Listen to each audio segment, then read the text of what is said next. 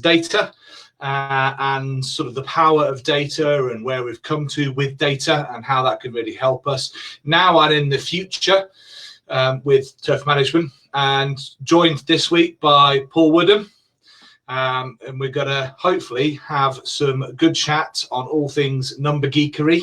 And so if you've got any great questions, any interesting questions, please fire them into the comments and we'll pick them up as we go through and answer them. So, Paul. Good afternoon, Chris. Good afternoon. Where's your experience come with data? I mean, what were your thoughts about data from both having been a greenkeeper, but also now as an agronomist? Yeah, in another lifetime, I was greenkeeper. Actually, when I was studying, when I did my dissertation, was on objective measurements versus player feedback. So. And within that, I used sort of the STRI program and protocols right in the back 2010, so when it was first coming out. Recorded on a golf course, 3 different greens on 3 separate occasions, looking at AM performance, PM performance. So we knew objectively how the greens were performing on that day. What we didn't know is player feedback, and that's the beauty of the game. On the same day, it's going to be smooth, it's going to be bumpy. It's going to be fast, it's going to be soft, it's going to be quick, it's going to be slow.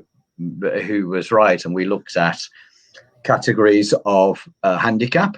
Was it category 1, sort of 6 and below? Was it middle handicaps? Was it higher handicaps? Was it the time of day? We asked them for the time of day they played, and we developed a scoring system for all of these key performance characteristics: firmness, green speed, smoothness, trueness. What we got back, I think, if I remember correctly, as I say, it seems another lifetime ago now. But if we were relying on player feedback alone, and player feedback is really important. But if we were relying purely on player feedback, it is going to be inconsistent at best and at times inaccurate. Because there were some times where I think I recall on one of the survey days, the players said that the greens seemed to get quicker during the day, and that was the only day that the green speed actually reduced.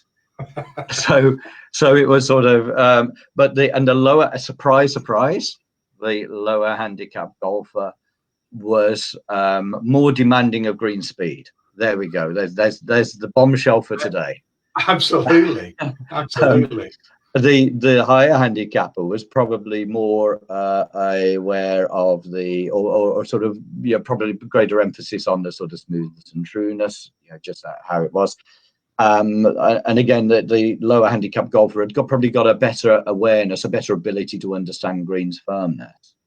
But without having this sort of data set behind us, it was really difficult to say, well, who was right, who was wrong, and get away from this. Are the greens quick today? Are they? And I've never been one personally for sort of having the number on the board on the first tee, 10-foot tick. I have seen some golfers on the practice putting green with a stimp meter in a bag, because it's going to inform them how they're going to play today. This was a chap playing off 16. So, there's a time and a place for a stimp meter, and that probably wasn't it. But it's I think if you can use it to understand what is going on, and if you think back to the stimp meter, why was the stimp meter? It was to help the course manager or superintendent get consistency from his or her greens. It was never designed to be an intercourse comparison or a measurement of are you better than the other person, the other course. It was to help that understanding, and I think that's where it's evolved. It's now evolved into more people looking at understanding soil moisture content, and that's been a revelation. People being the ability to measure that and understand and move away from the how long do I irrigate for? we've gone from 10 minutes, we've now gone to millimeters. We're now getting to actually what is it applying into the soil at all levels of sport, not just golf. That's through football and everything that we go. So that's key to everything that we do, moisture in the ground.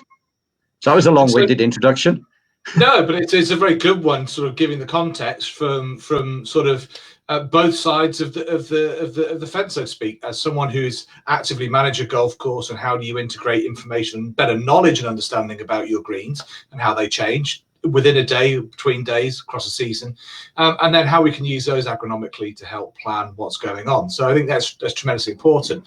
So in terms of sort of from your point of view, what do you feel are the most important innovations or sort of advances we've made in terms of data collection, management tools, that kind of thing?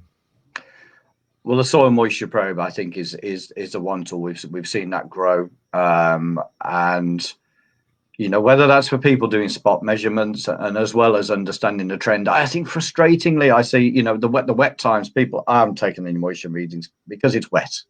But how wet was it?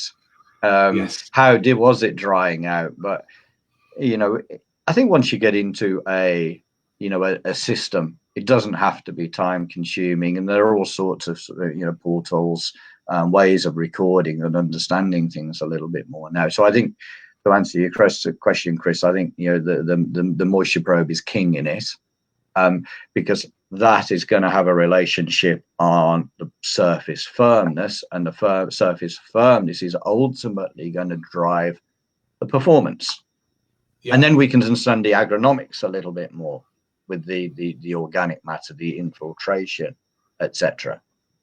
And then understand how the surface, how the grass species can be managed. So the moisture probe, the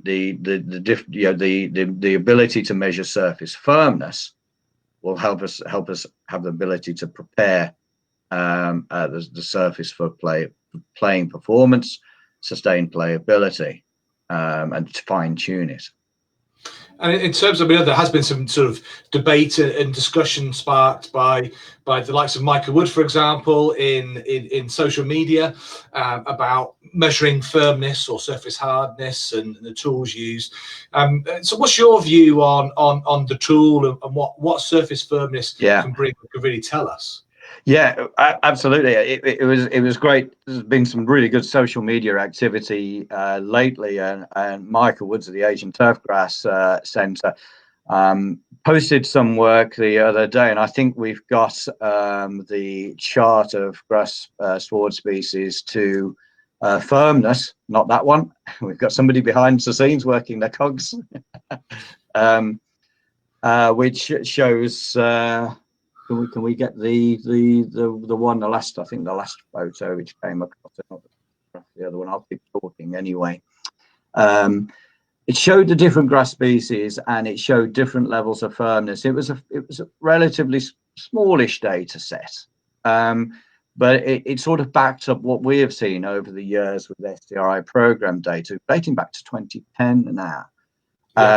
Where we've looked at the surface firmness and moisture relationship and organic matter relationship in different courses, different types of courses, links, parkland, heathland.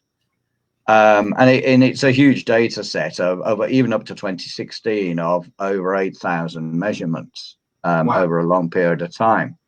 Yeah. And it reinforced that the poor annua dominated greens are most likely because of organic matter. The surface firmness is going to be less resilient, less reliable. And the work that Micro had looked at as well was looking at different methods of measuring surface firmness using the Clegg hammer, which we've used at STRI. And I'm going to ask you in a moment, Chris, about how we came about that. Compared to, say, the True Firm and a couple of other assessments. And there doesn't seem to be a reliable comparison what's the correction factor one to another. Absolutely not. No, very, very rarely with tools do you find it's a straightforward one to the other relationship, because they're all measuring and might be measuring in broadly similar ways, but there are differences, and there are differences built into the tool itself, the sensor systems, and how that's actually process that data, if you like. So I mean, for STRI program, we spent an awful long time looking and evaluating different tools, even the same tool used in different ways to try and get to that. And one of the things we saw with the Clegg and the version of the golf Clegg that we're now using as a standard on golf greens is very much how it responded to those situations. Because I think you made an interesting point, Paul. It does, playing quality has to link back to player perception, and certainly when we look at sort of when we were looking at the relationships, where we were seeing with the tools we was eventually selected for STRI program, was that they seem to have the strongest relationship with what we as a player would perceive when we played into or walked on that surface. And that's really how we came about it. We had to make sure that the data was robust and they were resilient, repeatable, and could withstand the hundreds of thousands of drops they would get in their operating lifespan. So that was pretty critical, and choosing the right tool was important. And that's why we made our decision to go with the tool we did. Yeah, and I was encouraged, again, Mike has seemed to back it up that, the Clegg seemed to be the most reliable for measuring the surface under varying conditions. We can be measuring it on super hard surfaces where, really dried down, compared to greens under the pressure of influence of moisture. Yeah, and I think sort of that relationship with the firmness and moisture is really important, and it's critical to understand what we can do with firmness, I guess, and sort of the factors that drive firmness forward, really. Yeah. No, yeah, a great, sometimes a great saying that you've got, Chris, is paralysis by analysis. And, we're in a period at the moment where, there's minimum crews, essential maintenance, etc. And grass growth we got into this a couple of weeks ago, but still grass growth hasn't really got off the ground yet. And we're going to be challenged to taking the essential data compared to a luxury data for, some. And I think we've got a question here from Eric who picks up on this. Absolutely. So what Eric's saying is that on the flip side, with all the data that is now available, are we potentially giving members management tools to challenge supers decisions when measuring their performance of and ultimately a tool against the superintendent's skills? A lot of time not considering resources at supers disposals, and I think this has always been a perennial debate. Thank you, Mr. Simpson, with the introduction of the stimp meter and how a tool is used. And I think very much that's why, for example, with STRI program, the approach has been the tools are in the hands of the agronomist and the greenkeeper, because they're being used to inform decision making. And a lot of clubs are integrating members in the point of view of greens committees, chairman of the green, for example, into that process and helping to be involved with that data process. And I think one of the things with data is how it is being put across and how that information is being used, and sort of how it's supporting the decision-making process. And I think one of the things that often gets mistaken is data is king. It isn't king. Experience and the melding of data with experience and the art of greenkeeping or groundsmanship is really important. And that interface together is critical. And often that's where help's needed to sort of, with that data interpretation, what does that mean, decision-making processes. And I think that's really important. I think, Eric, you write a poorly used tool is about as much use, as a chocolate teapot. But a well-used, simple, robust tool used robustly can give tremendous insight into how greens are changing. And it interpreted correctly as well, because I say, as you said there, Chris, if the data's the wrong data, then you're better with no data at all. I'm going to go back to this scatter graph and talk about that a little bit more, if that can come up on the screen. So there we go. So this was taken, this sort of categorized the different sort of course types, of relationship with soil moisture content, and then the firmness, and this sort of categorized it as organic matter, top 20 millimeter organic matter, less than 6%, 6 to 10%, 10 to 15, which we know is way too much. But it sort of it backs up there that the higher organic matter you've got, that you're going to have to softer surface, and this linked to the other research that we started to sort of separate the grass species as well. There's probably a simpler graph to understand this relationship. Here we go. So Chris, your expert interpretation of this one, I'm going to hand over to you. Oh no, I'm not. It's still me talking.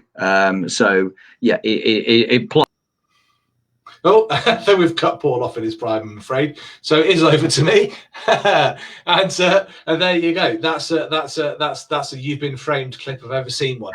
So as we cut Paul off in his prime, but in reality, what we're dealing with here, as we're jumbling around the screens, thank you to our production staff, is we've got that almost made me feel a little bit queasy.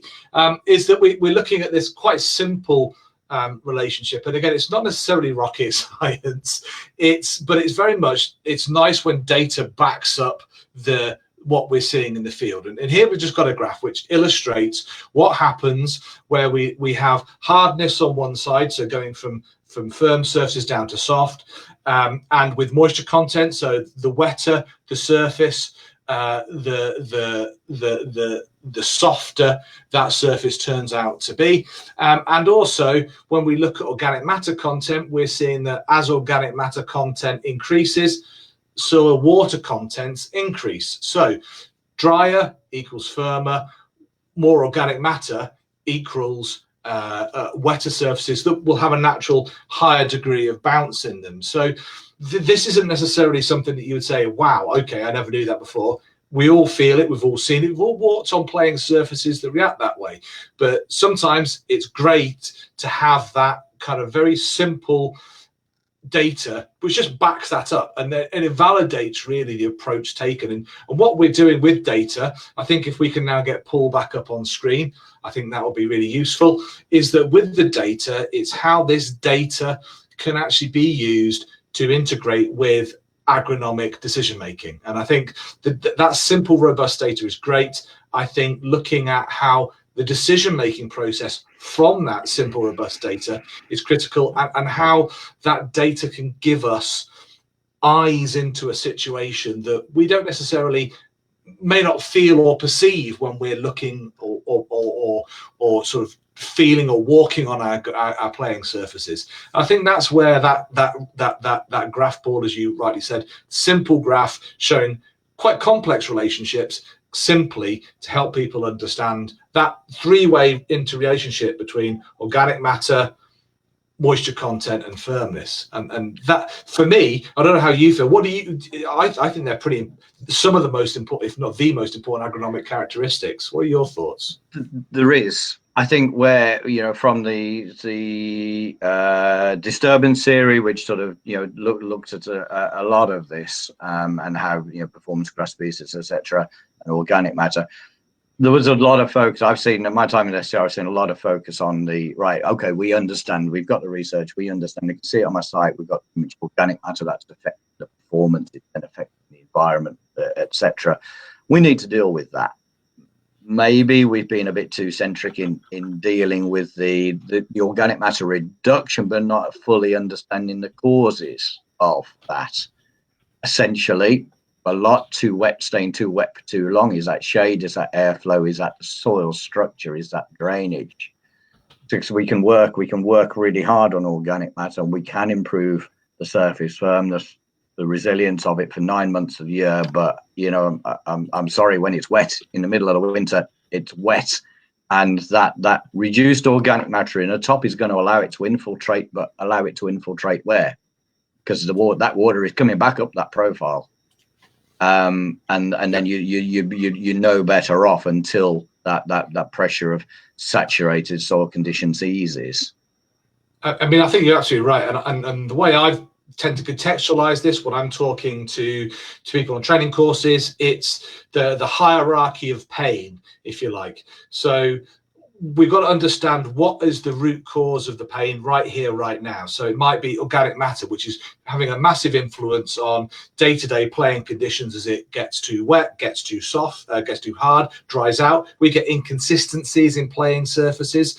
But then once you start to address that and the influence of organic matter starts to decline, you then move on to the next layer in the triangle of pain, the next sort of trophic level, which is then, okay, what are the underlying problems beneath that? So, for example, why was the organic matter there in the first place? Potentially, it could be compaction, could be drainage. And unless we now resolve those issues, we won't make significant further improvements. And then you address those, and then you move to the next. But the problem is, as you move up each level, it generally gets harder and harder to actually elicit the change, because they're often fundamental sort of problems or challenges that are associated with architecture of that playing surface, environment, whatever it might be. So I think you're absolutely right. We spend a long time addressing the sort of initial levels of problem, and now focusing as we go through course improvement, playing surface improvement, those different aspects of change that need to come through. Yeah. You know, I'm going to throw a challenge out to the listeners on this, and the one bit of data that I think we are not capturing, and maybe again, you know, our sort of friends in the States are probably ahead of us here, is understanding growth, and is, you know, can you manage clip yield? You know, I've said this before at a seminar, and see how many, you know, names are out there. I'm going to throw this out to anybody, you know, to come online now and say, yeah, I'm doing it. So I think you're all doing it, whether you think you are or you're not. And, you know, whether you're sort of formally recording it, but it's the one piece, the missing piece of the jigsaw, which I can help really people really manage and dial in that performance. How do you use clip yield or growth measurements, Chris, in research? I mean, how do you go about that? I mean, but there are generally two ways that we do this. One way is we're measuring regrowth. So we're looking at the level of regrowth after cutting, because that's giving us an idea of what we're going to be taking off and how quickly that's occurring. So we're often measuring changes in sward height. So we'll mow an area of turf, and then we'll monitor it. Maybe at the end of the day, beginning of next day, before we might be mowing it again. Well, how much regrowth did we get? Did we get 1 mil, 2 mils, 3 mils, 2.4 mils? And we're using tools like prism gauges, for example. Make sure you've got good quality prism gauge, and just going across, taking 3 spots, for example, in a diagonal across a green, could just be very insightful. Take that reading down, jot it down on your phone. What regrowth have we had? That can be done quite quickly. Other options are we actually physically measure the clipping yield, and that can be done 2 different ways. We tend to, being pedantic scientists, with the time and availability to do it, we'll tend to collect the clippings. We tend to use pedestrian mowers a lot on the sort of size areas we're managing, but triple mowers exactly the same. You would just measure, you would mow the green, and then you would just have a look what's in your boxes at the end of it. We weigh it, because quite often we're looking, we're comparing on that particular moment a number of different treatments, for example, different fertilizers, for example, or we might dry it, but that obviously takes time. The other way you can do it is just measure the volume. So if you're using the same triples time and time, get yourself a sticky, go to the photography store, get like a sticky measuring ruler that you can have for crime scene investigators use. You can get all these things online.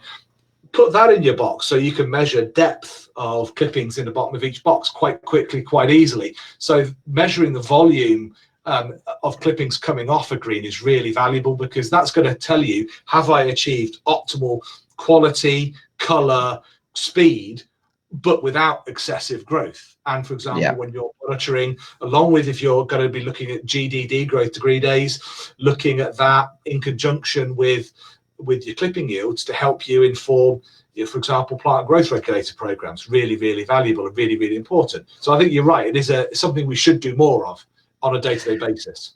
Well, and Jez Ward has messaged in here, and he got exactly the right answer. Looking for, we check our boxes. So it's, whilst measuring in volume, it can be really enlightening. We're doing that by, how much did you get off the greens today? How much did you get off the pitch today?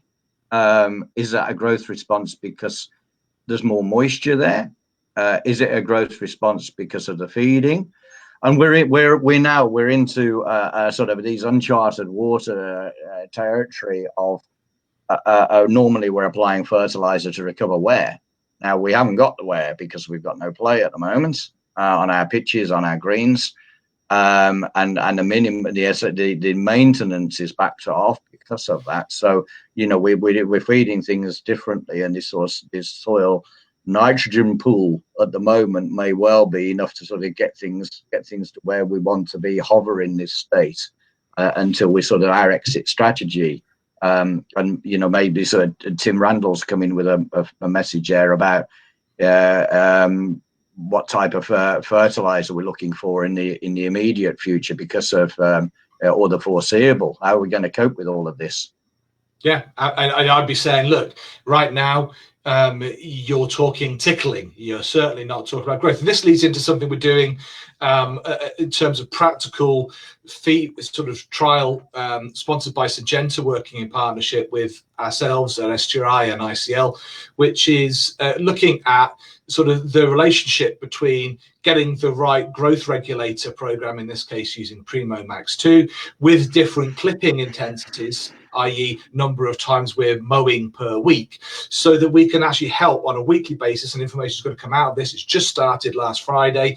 So information will be coming out on a weekly basis about this trial to help give, if you like, feedback right here, right now, under conditions that a lot of us are experiencing. What is the best route to go down? And I think very much what we're looking at is all about maintaining the health of a plant, and not creating excessive growth. And this is what we're looking at within that context of if you like, essential or minimal maintenance, and how we can achieve that whilst keeping staff safe, whilst keeping resource levels as low as we can do for sustainability of the business, for example. All of those things are really important. And so expect more and more information to come out with regards to that. And clipping yield measurement is a potentially important component of that. So whether it is, again, if you're mowing a green, it's just as simple. Instead of mowing 2 or 3 greens and then empty your boxes out, again, choosing your indicator green or greens is important, because that characterizes your whole course. So don't choose the shady green, or don't choose the most exposed green unless you have a lot of exposed greens. Choose a green or a couple of greens which are representative of what you've got, and then literally as you've mowed that one off, take yourself along a piece of sheet, empty out the boxes. You could just weigh that. You could just then take that, tip it into a measuring jug. Or if you've got a strip and you're looking at measuring the depth in the bottom of those boxes, well, today we were at 3 or an inch or half an inch or whatever you're going to measure it in, and you compare your 3 boxes, just swing them out, have a look. That's going to give you quite a bit of useful information, and you will calibrate yourself as to where you're at and when things are dropping off. So you're seeing a drop off in color, but you're not seeing a drop off in yield. Well, that's probably giving you a different agronomic challenge that you've got to address than, say, a situation of drop off in color and yield is suppressed as well. So that's probably telling you it is now time for more feed, for example. Now, and again, it doesn't have to be complicated. And John Milner's message in here: greenkeeper of 9 holes, my data collection is a non-science. You've got 101 other things to be doing. Everybody has. And in its eyes, feet, eyes, ears. I listen to the grass. Eyes, feet, and fingers. Is there a hierarchy of essential data to go through compared to luxury data? And I think the essential data is understanding that growth. I think the essential data is becoming more about soil moisture content as well. I think we're going to be accurate with it. And again, another message from Eric, who said, can it lead people to the wrong conclusions? And I have seen this. I have seen it with with if we're relying solely on the data has got to support the greenkeeping, the groundsmanship, the agronomy. If we go purely on data, we're not going to get that sort of, we might start to forget that player feedback and the feel and the art of fine turf and sports turf management, in my opinion. And I think it's absolutely right. I mean, I think you can't, it's very difficult to do one without the other. You certainly can't do managing sports turf by numbers. We know that doesn't work because numbers need interpretation. So there's already a degree of technical requirement, subjectivity, expertise involved with interpreting that data, and that has to link in with knowing what's going on, what the conditions are doing on your course or your sports facility, how they're likely to change, and predictively looking at the response you're likely to get from your turf based on or using that data to help support your decision-making process. And I think that's critical, is that it's absolutely not about just relying on the data. There has to be this synergy between what you see, your expertise, knowing your site, and what those data are indicating. So the data are great for indicating, let's take moisture, for example, indicating when things are drying down too much before you may see visible symptoms. And there you can then sort of increase irrigation or localize, start your hand watering in those particular spots, or getting your wetting agent deployed again a little sooner than you would have done perhaps. But that's because you're reacting based on something you perhaps haven't sensed or seen, but the data has given you a clear indication that now's the time to do something about it. And for me, that's where the data has its real strength. And at the other extreme, looking over time. I mean, I don't know how you feel, Paul, but for me, sometimes we can get a little focused on the here and now with a particular data point. What are your thoughts really about kind of sort of, if you like, that data in the context of season wide or sort of year long or even multi-year type thought process? Yeah, I think, you know, understanding the trends, you can learn so much from it. You know, you can become too reactionary. You know, you're dealing with Mother Nature as well, which is going to be variable. So, and again, I think that's where sometimes it frustrates me a bit that, you know, out of season measurements can sort of drop off, but you can learn a lot from it. And even if it's sort of measurements that are in the field, and I think Martin has sent a question in terms of, you know, how we collect more data in the field. We spoke about sort of, you know, eyes and looking at sort of how much is in boxes, but when boxes aren't used, you know, I think this will all become a little bit more automated. And I think my belief is that mower technology will start to sort of look at sort of the volume of going through units and potentially start to sort of, you know, map it and give you a report at the end of it. I think we're heading that way. You know, we can make life a little bit sort of overcomplicated, but, you know, but it does, the trends teach us so many things. Yeah, I mean, let's dip into the world of sort of chemistry a little bit. And yeah, Graham here, Davison, what information, Chris, can you see I dropped in Chris there? What information, Chris, can you pass on about salinity in the profile, and what effects can this have on our surfaces? Well, salinity can be a big issue, especially if it's in a situation where we're not necessarily experiencing, or the turf hasn't necessarily adapted to that particular environment. And salinity, we think traditionally, seawater, sea salt, and if you're by the links golf course, absolutely, that can be a significant component. However, we also need to be aware that salinity can occur in a variety of different forms. And all that we mean by salinity and how we measure salinity is we measure electrical conductivity in the soil. The salinity value, your electrical conductivity, will go up after you feed. Why? Because a whole load of nutrients, all of our nutrients, because they dissolve and go into solution, they will break up into little positively and negatively charged components, which create in the soil solution an electrical charge. So salinity can be caused by any dissolved element in the water, sodium, calcium. So what we need to be aware of is what's causing the salinity. Is this associated with seawater type situations, or is it associated, for example, with we're taking water out of a borehole, and all of a sudden the very nature of the borehole, taking it out of the aquifer, we've gone through different layers, and we've gone into a layer that could be quite an ancient historical layer, which has a lot more dissolved nutrients, for another word, but nutrient is only useful to us if it's in the right nutrient in the right place at the right time. Sometimes that can be problematic. So if we are applying lots of water which is high in calcium, for example, we can end up with specific issues associated with calcium, an excess calcium in the soil. So salinity as a concept is basically saying that we have an imbalance. We have too many dissolved elements or sometimes nutrients in that solution. And what it is the grass plant can't act normally, it can't take up nutrient normally,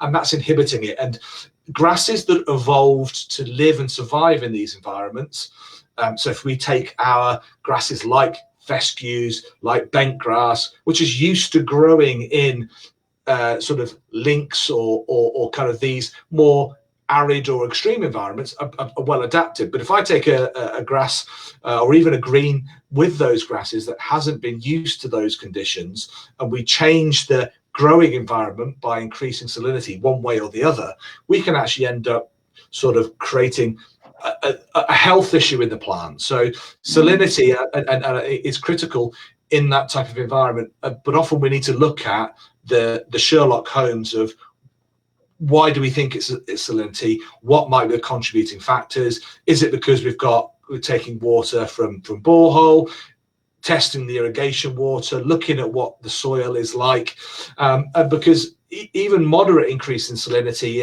if that environment isn't been used to it, can change soil chemistry, and we can end up with imbalances or locking up of nutrients. So I think it's not necessarily a common one, because there are other factors which tend to affect turf more, but it is something that if water quality, for example, declines because we're having to use different sources of water, it might be more of an issue on both fine and sort of sports turf situations.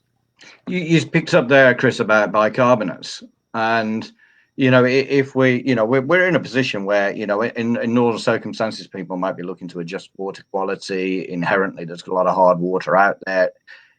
The quality of water moving forward, even in the UK, certainly through the southeast, is going to become harder. Some of the work we're looking at with Golf Course 2030 projects, in terms of dealing with less water and probably poorer quality water. But we're in a position now where people might have to adjust budgets, and we'd normally treat our water, but we're not going to. Now, if we look at last year, for example, the benefits of sort of treating your sort of input water there, well, it rains from June onwards, so probably it's probably still sat as a sort of a budget in stock now. But yes, my understanding is if your water quality is off, and certainly with salinity, but with big bicarbonates content as well, if you are relying on that at a time of other environmental pressures, now that's when you might see the turf decline. Yes, it's when you get that rain, that sort of acidic uniform. The rain is uniform, but the acidic rain and everything sweetens up.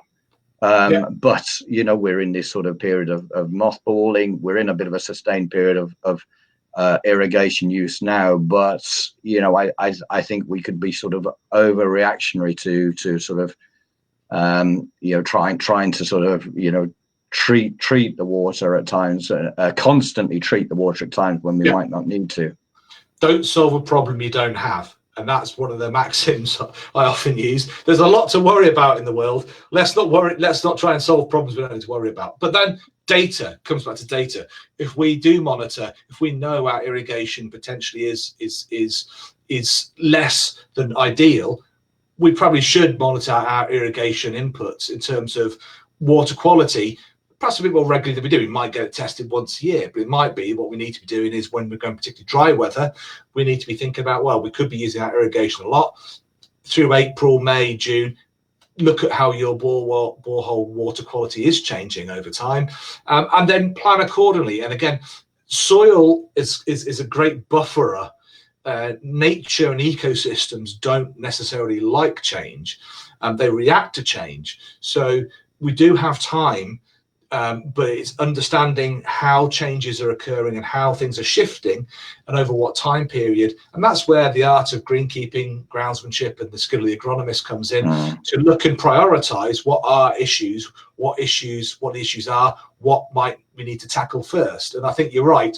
Don't panic, test, and then base your test on, or base your decision-making process on these information, your climate, your weather, what you're expecting, how much water you're likely to put on, and what kind of grasses you've got on your green, or your playing surfaces, because that makes a big point. And Eric, with the tongue-in-cheek type, a tongue-in-cheek comment, thank you very much, Eric. For those in the warm season, absolutely, paspalum is your grass. But obviously paspalum doesn't do quite so well when you try and grow it in our chillier northern climes. So we do have to look at matching the right grasses to the right situations. That's where, Paul, Golf Course 2030 is giving us a bit of a window into what could happen in the future. Eric also adds about the collection, the different tools which are out there. We spoke a little bit about the different methods of CLEG, and there wasn't really a correlation in those or anything we've seen. But obviously there's a multitude of sort of soil moisture probes out there. Is there any work to standardize the data across these different tools, or is anything been done already? I mean, I don't think so, because one, there are commercial pressures at play, of course. People manufacture these sensors, and they want to look for niches, gaps, differences, create differences between their different sensing technology and solutions. There are different sensing technologies and solutions that will do things in different ways, so that will impact on the reading you get. So I think that inherently, by the nature of sensors, is not all. You could get 10 different moisture sensors, and we talked about this last week with Tom. 10 different water sensors, and they will measure perhaps in slightly different ways. You have different calibrations, different software that interprets that calibration slightly differently. So you do get variances, and so I think the onus is on us to look, as an industry, to look at the tools we do use and make sure that they are calibrated for our site, so that we understand, using this moisture probe, we might have a value of 10, and this moisture probe, we might have a value of 15. Both would be the point for triggering, but because inherently they're using different tech, then we need to calibrate for our particular site. But I don't think, I think standardization across that kind of industry, from an operational point of view, it is probably difficult from a sensor design point of view. And so I think one of the key things for me has always been, let's make sure we use the right sensors that we're doing now and use them in a standardized way, so that data we do collect is comparable and sort of comparable over time as well. Yeah, and it's interesting that when you're dipping back into the program research from 2016 and getting on some online discussion the other day, people are using that research, that understanding to have a look at how they manage their sort of golf greens, for example, moisture contents, but might now be using a different moisture probe compared to the data where the research was for, the tools which we use for all of that research. So it can be sometimes very difficult to say, yes, but, the tool's not used the same, or it's a different tool. It is an interpretation, right, when you're sort of coming back to just about research. One from Martin Parish here. There are some course managers using MLSN guidelines for nutrients. Christian, what are your thoughts? Christian, I've got it in there. Christian, what are your thoughts on this method of STRI? And has STRI developed anything similar, or maybe in the future? I mean, in reality, a lot of there are different, three main philosophies, if you like, in terms of plant nutrition. All three of them have their merits and benefits and advantages and disadvantages. From the base saturation method, where you look at not only what levels of particular nutrients are there, you're also interested in their relative relationship to each other, the ratio that they're there in the soil, which is more often than not come from an agricultural context. we have the sufficiency level of available nutrition, the SLAM method, which is basically saying we're going to measure what nutrients are there, and we're going to aim with our nutrient program to maintain sufficient levels of those nutrients, so as and when the plant wants them, it's got access to some of that nutrient. And then you've got the MLSN, so the minimum level of sustainable nutrition, which is kind of, if you like, SLAM on a diet.